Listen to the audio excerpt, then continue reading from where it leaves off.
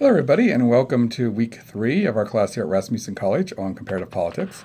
We're moving along in our discussion of various nations around the world this week. Last week we were into Great Britain, France, and the United States. This week we are looking into Germany and Russia.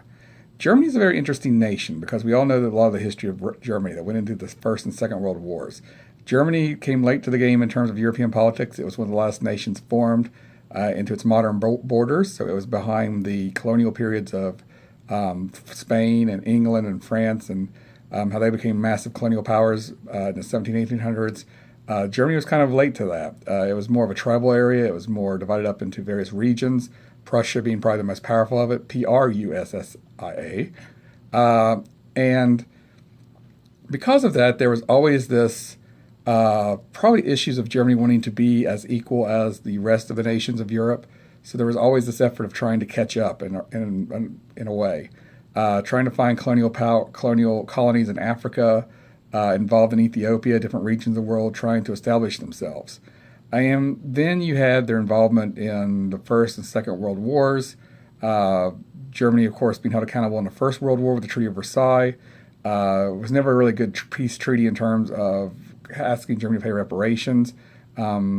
Led to the rise of the Third Reich, led to eventually the loss in World War II as well also. That leads us to our issue of Germany being split after World War II, as we're seeing in our Pain of Union paper this week, being divided between East and West.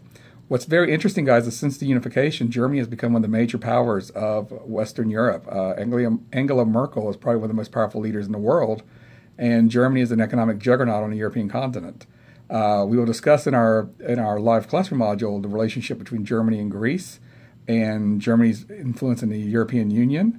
That influence kind of also leads you to Brexit a little bit, to British versus German control in the European Union, and the eventual decision of Britain to exit the European Union, and also looking at the German financial control and a lot of industries and a lot of economic power within Germany.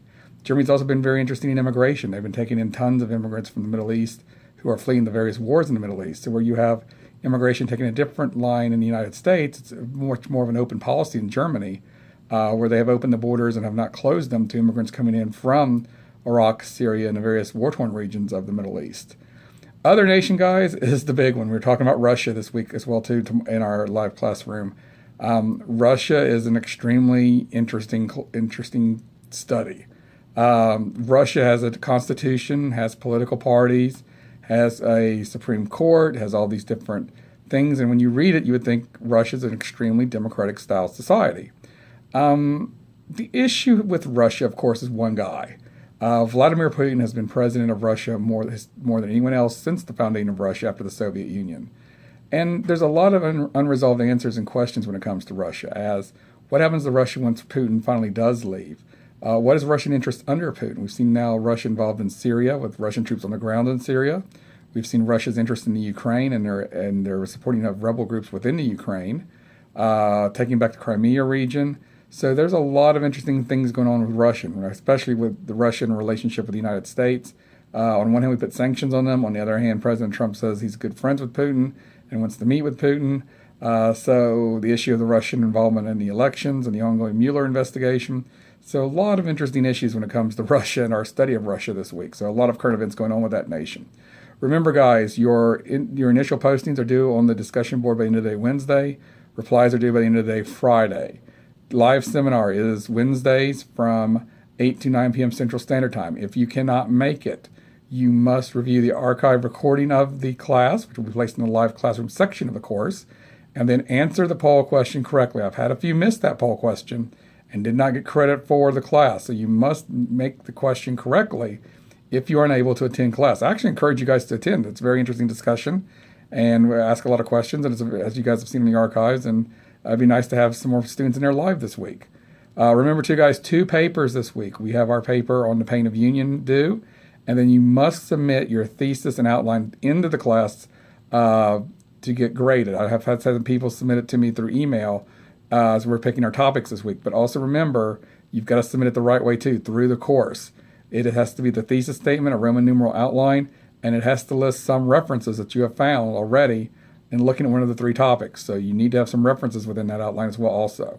So all of those kind of things, guys, are due this coming Sunday in terms of submitting the the thesis and outline and the paint of union paper, and answering the poll question if you aren't able to attend the live classroom section. So very, very busy week this week, guys, with our additional requirements working on our main paper. If you need me, please email me, or you can text me if you need to. It's got my information there listed in the syllabus and faculty contact information. And with that, guys, have a great week. I will post some more information in our modules too, on some current events going on within Germany and Russia as well also. So have any good questions, come see me in seminar tomorrow, live classroom tomorrow night. Or if not, just send me an email and stuff, and I will try to get back to you guys as quickly as possible. And with that, guys, have a great week.